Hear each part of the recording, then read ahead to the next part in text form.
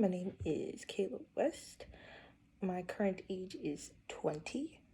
I was born in the United States, in the state of Pennsylvania, in the city of Philadelphia, which is an urban area. I do not currently have a job.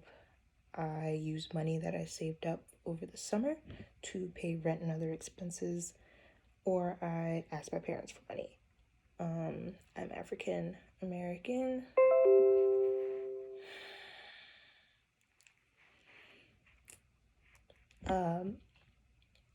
Gender identity expression is female. I am not religious. There probably is a higher being, but not one that I have been interested in taking a look at. Socioeconomic status, my family's middle class. Physical / mental abilities. I have asthma. Getting to your class is hard. Very hard. 3 flights of stairs on asthmatic post-COVID lungs. Yeah. How do I define these terms? Prejudice. Somebody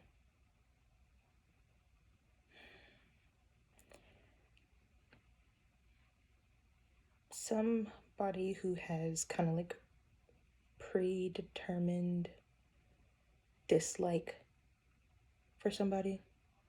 Prejudice. And then discrimination is that plus whatever stereotypes. Stereotypes is on there. Discrimination is prejudice plus like downright negativity. Basically, you're not allowed to do this because you're this, and that. Systemic racism.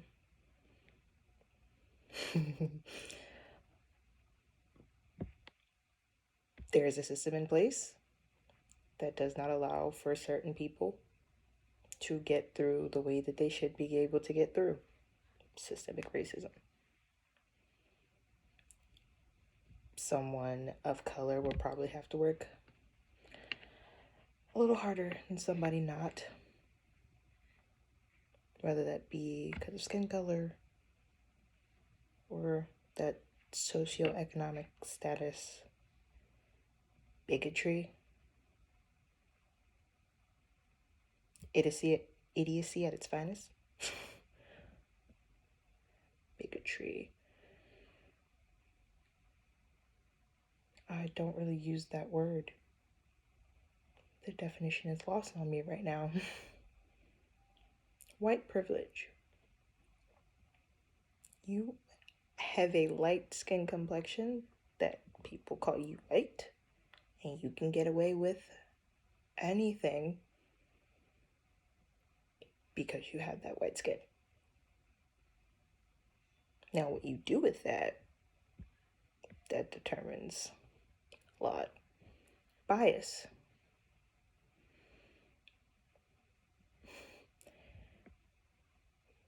It's what you favor, it's what you like, it's what you plan for. Your bias is at your top of your list, and that's what you're trying to make sure gets pushed through. Stereotype, social norms, racial norms, things that typically happen that are associated with a specific type of person. For example, Black people like fried chicken is a stereotype, because not only do we like fried chicken, so do other people, but because it's been associated with us, that's our stereotype. Oppression. That is prejudice, discrimination, systemic racism, bigotry, white privilege, bias, stereotype, all in one big ol' word. Oppression.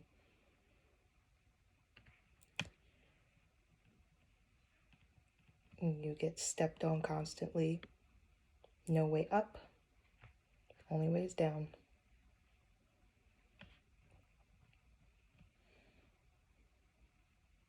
When and how did you first learn that there were different racial and ethnic groups in this country? When and how? Probably since I was a child, as early as we start to notice that I look different than what they look like. Mm.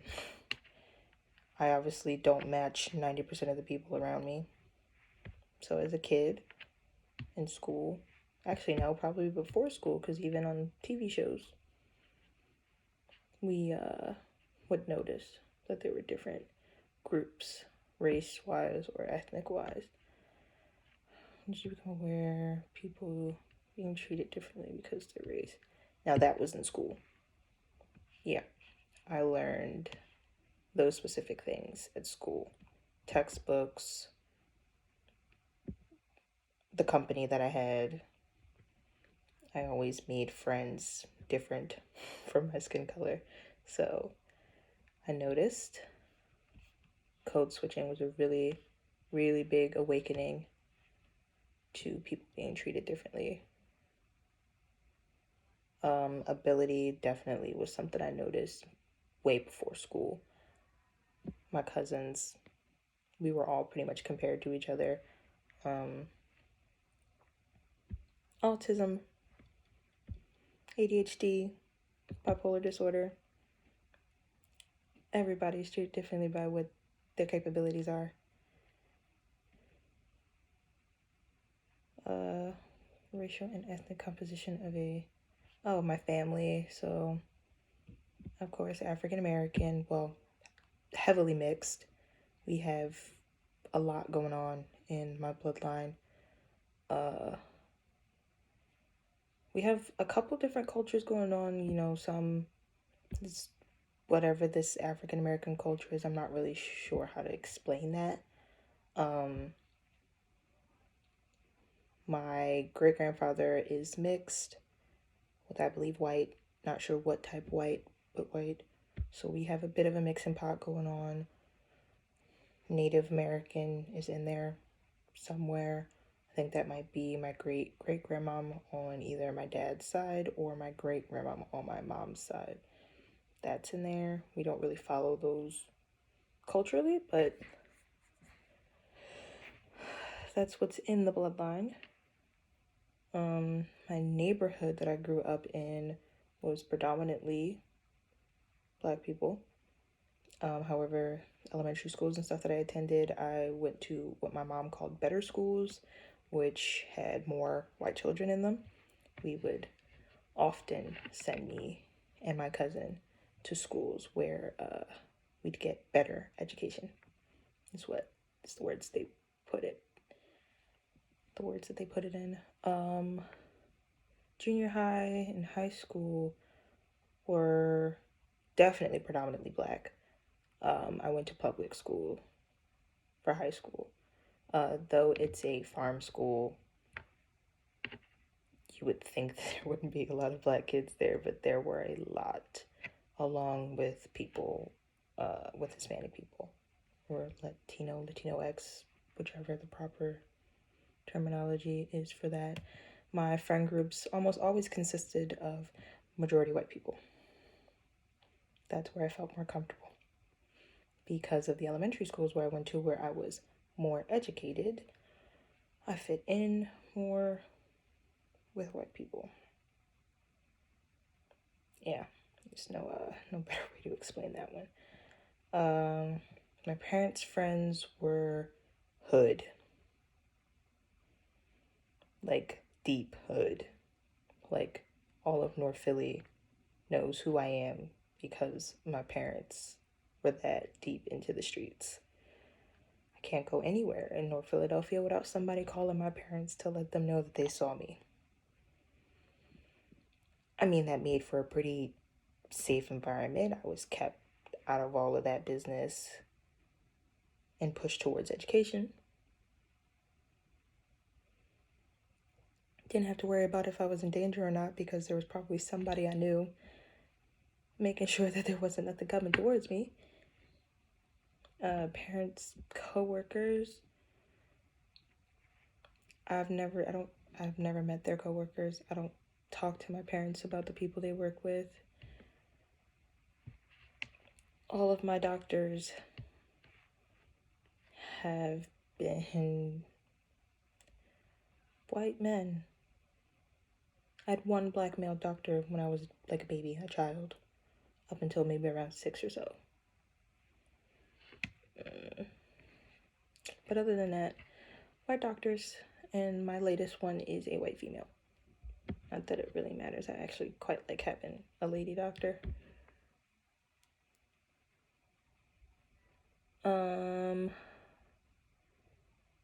Community service providers, policemen, firefighters, town leaders.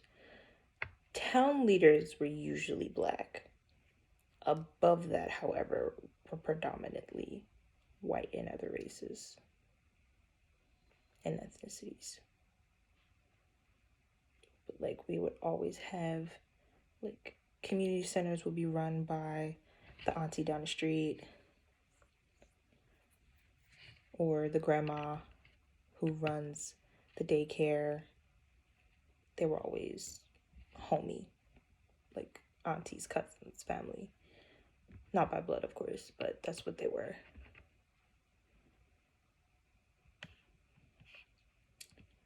Okay, current experience. Describe the racial and ethnic composition. Okay, so that was past tense. My current family has not changed. We're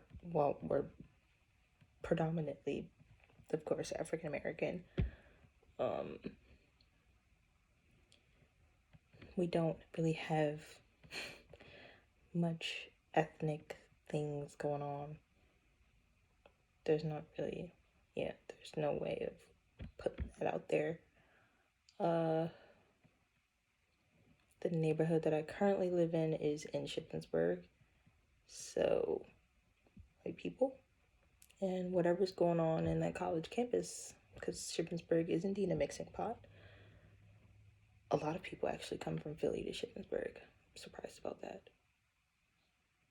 The university I'm attending Shippensburg University. Like I said, pretty big mixing pot. I will say that my professors are usually white. I've only had one black professor. Not that I'm really concerned about that. Maybe I should be.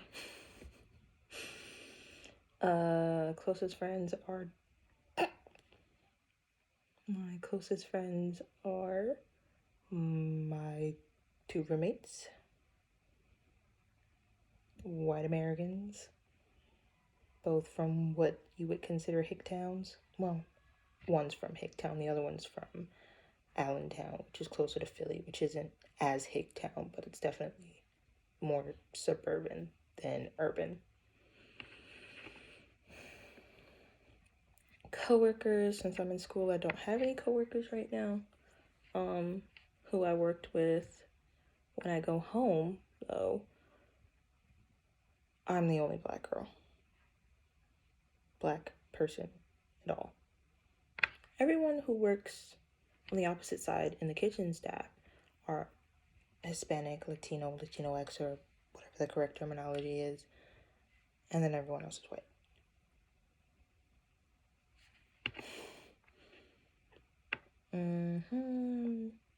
In this area that I am in, so community service providers are mostly white. Don't really see any people of color in police uniforms around here. I don't have a doctor over here, and my doctor is at home, so it's still white woman.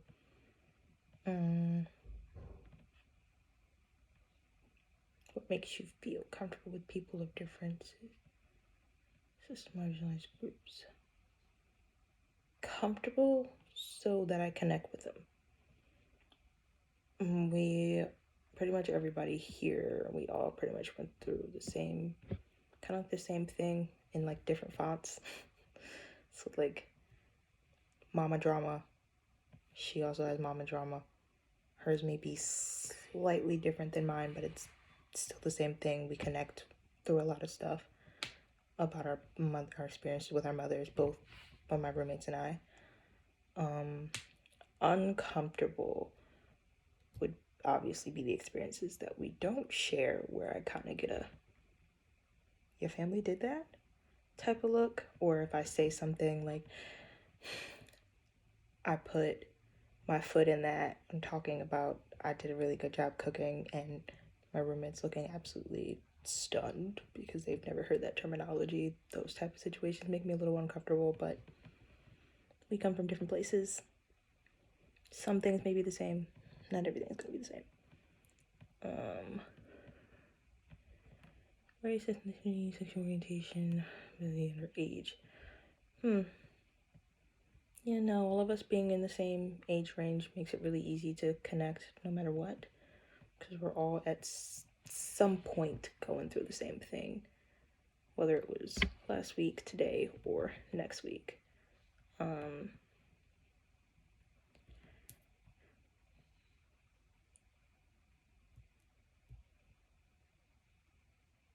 Oh, these are like really detailed. I gave the context once the conversation occurred. Cooking phrase was used. White friends didn't understand it because apparently that's more of a Southern Black thing to say. I have family pretty much all over South Carolina, Virginia, down south. What feelings come up for you in your own racial group or mixed racial groups? In my own racial group, I don't feel like I quite belong because I have a different personality than the typical Black girl or typical Black person. The stereotypical loud, rambunctious, always want to fight, always want to do something, like in everybody's space is not the type of person that I am. I don't really do stuff like that. I'm not a loud, outspoken person. I usually keep to myself. So I kind of feel misplaced a lot of the times, especially within my own family, where those stereotypical things are very apparent in my household, and I'm just not really for it. Mixed racial groups are usually okay.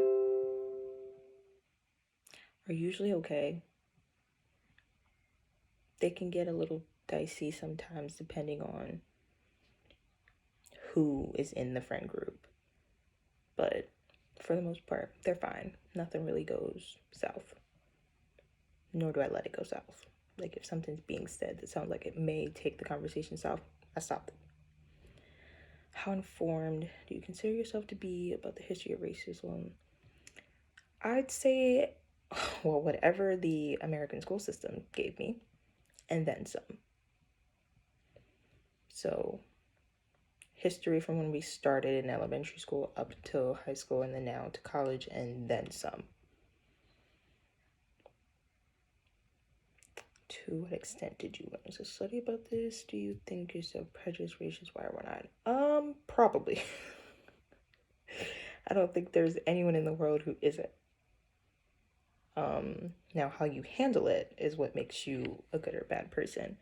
I may find something about a certain group of people and kind of be, but I'm not just gonna outwardly go, oh my God, you're white, so I'm running away, or oh my God, you're Islamic, leave me alone. Like, I don't do those things. That's stupid, that's dumb, that's disrespectful. No. Doesn't mean that some thoughts like that don't cross my mind. But like I said, there isn't a person who doesn't think that way.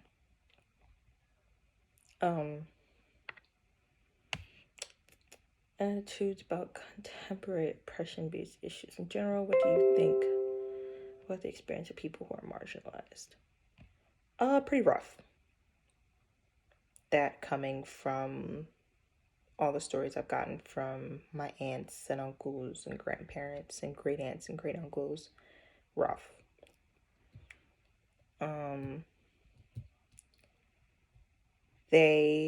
I guess my family had it, I guess you could say, a little easier.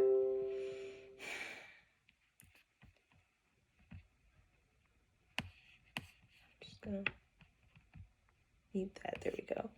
My family had it a little easier. They didn't really, I'm not going to say they didn't struggle. They did struggle, but they did better off than other marginalized families. None of them went to college except for one of my aunts. But my mother and my other aunt did get secondary degrees. They just weren't university or colleges. They were like certificates or whatever the other word is. It starts with an A.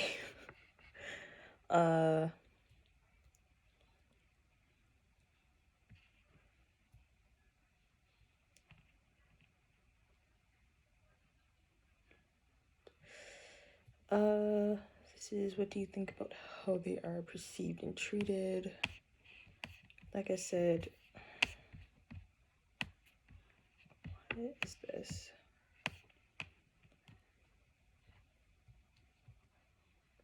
They were not treated